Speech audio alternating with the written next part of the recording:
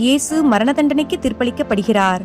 அநியாயமாக தண்டிக்கப்பட்ட ஆண்டவரே, நாங்கள் செய்த பாவங்களுக்காக நீங்கள் துன்பத்தை ஏற்றுக்கொண்டீர். இயேசு சிலுவையை ஏற்றுக்கொள்கிறார். ஆண்டவரே, எங்கள் வாழ்க்கையில் வரும் துன்பங்களையும் சுமைகளையும் பொறுமையுடன் ஏற்றுக்கொள்ளும் மனதை தாரும். இயேசு முதல் முறையாக விழுகிறார்.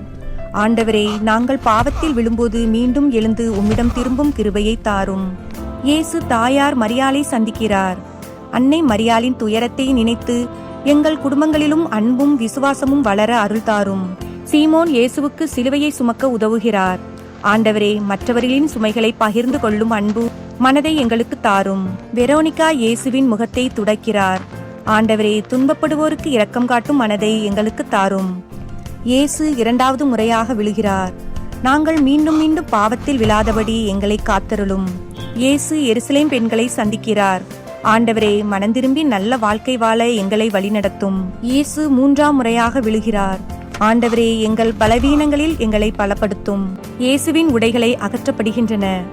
ஆண்டவரே, எங்கள் அகம்பாவத்தையும் பாவங்களையும் நீக்கி தாழ்மையை தாரும். இயேசு சிலுவையில் அறையப்படுகிறார். ஆண்டவரே, உம்மை நேசித்து உமது கட்டளைகளில் வாழ அருள் தாரும். இயேசு சிலுவையில் மரிக்கிறார். ஆண்டவரே, எங்கள் பாவங்களுக்காக தியாகம் செய்த உமது அன்பை எப்போதும் நினைத்து வாழ அருள் தாரும். இயேசுவின் உடல் சிலுவையிலிருந்து இறக்கப்படுகிறது. ஆண்டவரே, துயரத்தில் இருப்பவர்களுக்கு ஆறுதல் தரும் கருவியாக எங்களை பயன்படுத்தும். இயேசு கல்லறையில் வைக்கப்படுகிறார்.